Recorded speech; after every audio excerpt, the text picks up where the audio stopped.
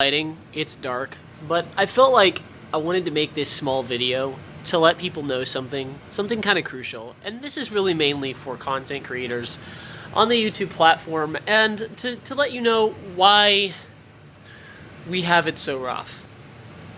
Let's be indistinguishably clear. A lot of YouTube platforms or platform people, personalities, critics, things like that, we are mostly, from what I've seen, not ass kissers. And because of this, the ESA hate us.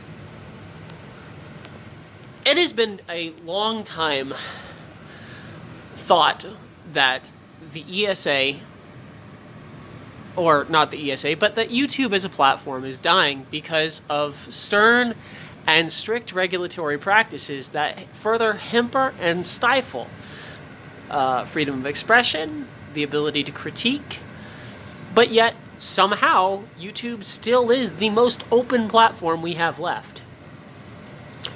That's right, talking at you, Facebook, Twitter, Instagram, all the other platforms that hamper any kind of logical reality. But the problem is that you're seeing is a lot of game companies own ESA. So the ESA is managing a lot of the medias that attack YouTubers. And you'll see this a lot. You'll see this with the disinclusion of several different YouTubers from the VGAs unless they're completely kissing the ass of these big corporations. And this is a very big problem. We've reached a problem where companies and corporations are not just given power that we just willy-nilly give them because we don't vote for it with our wallets at all. But you're reaching a climate where they have total creative control over your creation. And because of this, I think it's pretty safe to say that the ESA hates the YouTube community. And now why would YouTube stifle creative practices in order to seek a bigger profit? Well, because that bigger profit is threatened by freedom of expression or freedom of speech. Now, if your freedom of speech is hindered by false copyright notices sent to you by various companies that don't like your valid but yet accurate critiques, YouTube will quickly remove and demonetize those videos. And you can always debate the process, but that takes some amount of time that is, in some cases, Toei, talking to you, some cases hard to actually implement in the time constraints that in the meantime you're losing all that revenue. Now, I guess some people would say, well, then don't use YouTube as a job. Maybe that's the entire idea behind the ASB. It was easier to control a narrative with companies and magazines when you just had companies and magazines reviewing these products. You didn't have to get the truth because you could sell the company and the magazine on the fact that you're not going to grant them permissions or access if this person or these people don't give your game a proper review. It's part of the reason Gamergate started back in Yo-Yo, and it was paraded through the mud by the same medias and institutions that hated YouTube then and were afraid and threatened by streaming at that point, but have quickly learned that it is the way of the future. It is going to be what happens. Like I said, excuse the darkness. I know it's a little dark in here, but it's kind of dark subject matter because we are approaching a era where we're approaching a 1984-esque amount of censorship of freedom of speech that we need to actually go into how this suppression is more in line with corporate interests than you would think. If you can't talk bad or say even the most valid of critiques about a product, then that product can sell 3,000 times fold under the ignorance and guise that it's a good product, even if it's a shit product. If it scams millions, and let's be honest, a lot of products are just scams for money.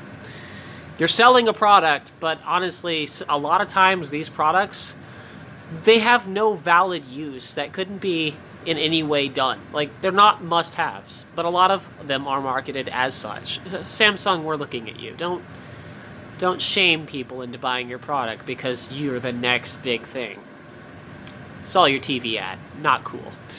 But that's I guess some commercials would use a type of sarcasm that makes you feel bad if you don't buy their product, or shames you into buying their product. It's really disgusting, and marketing is really a disgusting practice. But the one thing that the basic rights of the civil citizen had for a long time was critique, and understanding the validity of a critique versus the, marketing of a critique.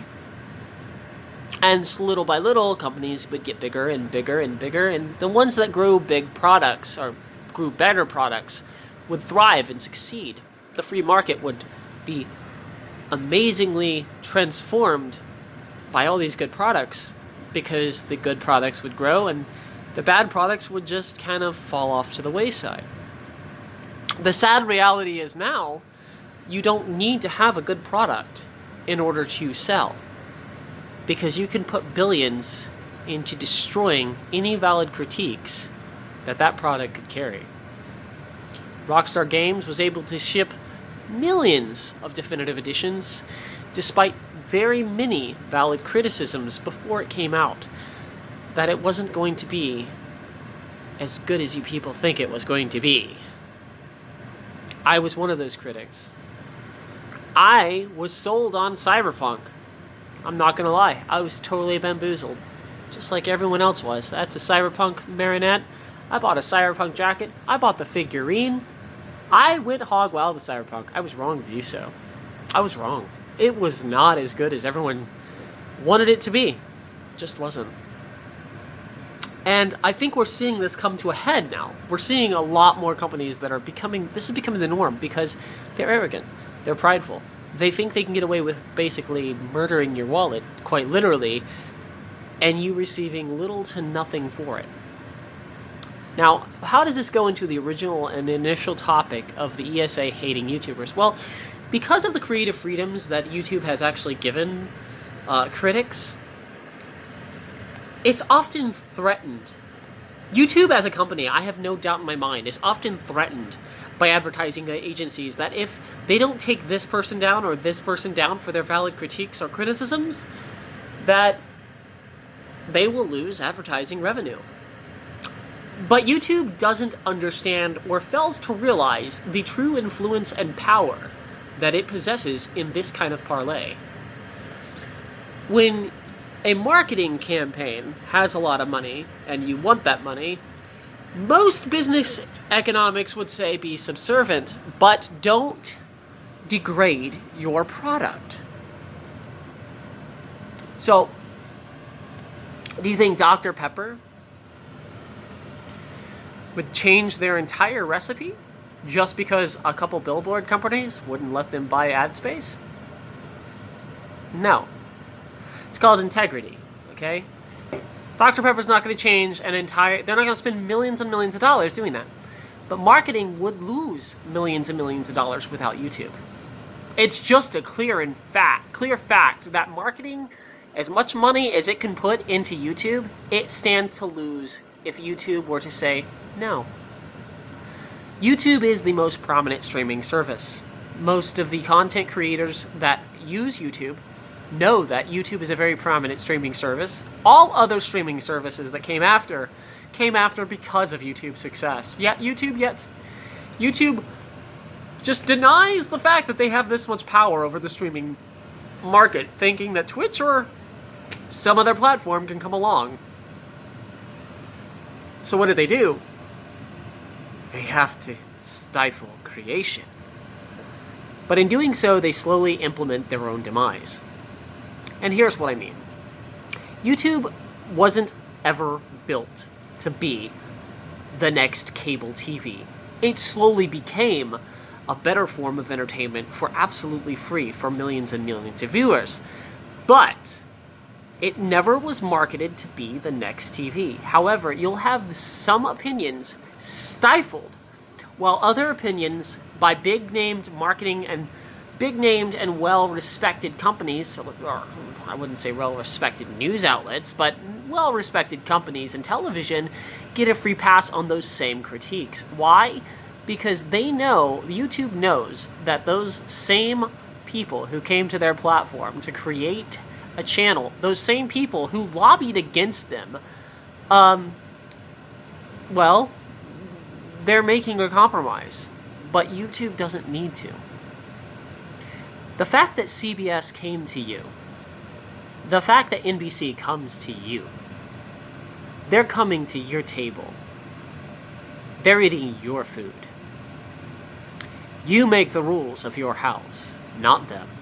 Not their marketing teams, and not the people who they tell you or impose threats to pay you money. What YouTube needs is, I believe, new ownership. I do believe that they need a strong, doesn't take no shit owner.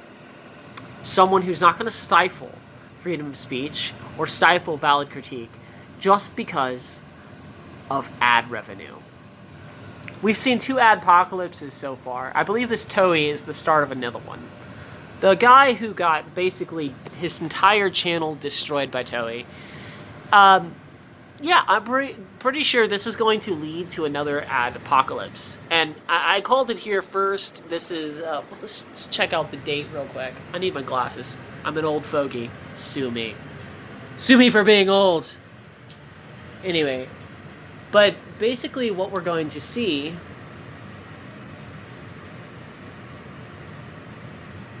is as another adpocalypse, and it's going to be pretty much funded by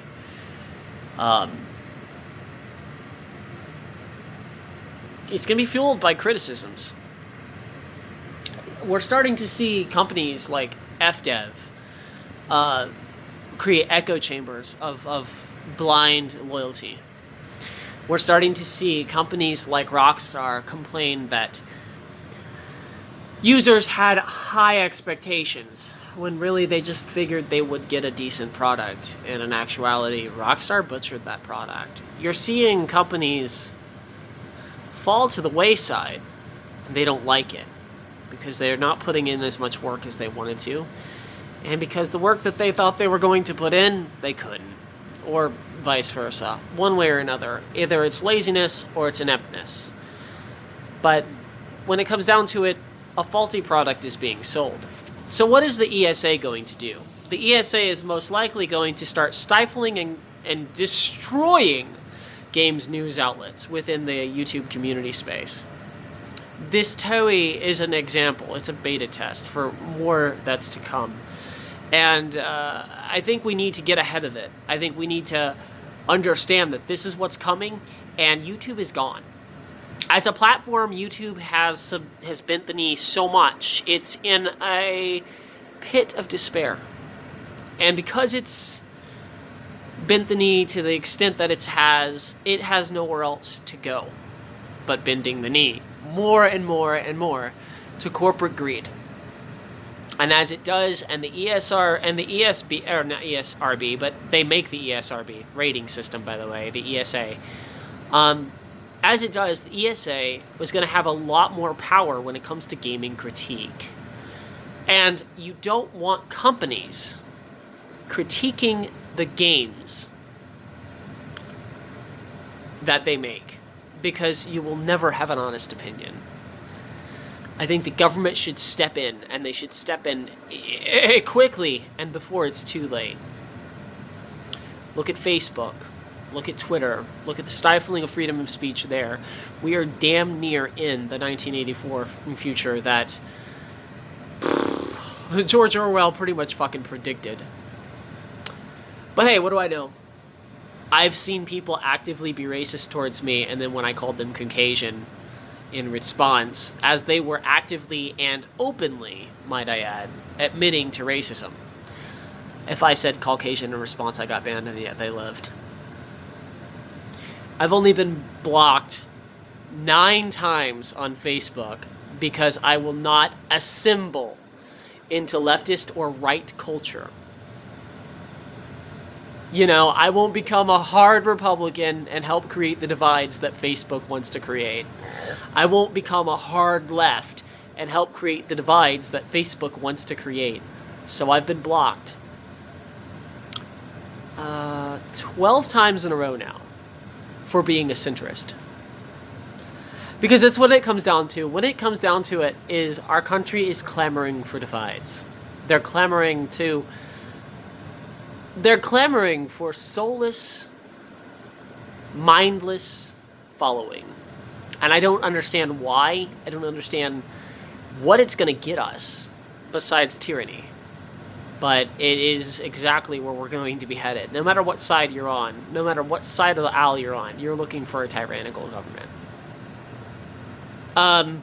So being a centrist is not allowed. And I don't think people quite understand what they're getting themselves into, but the ESA is not going to help.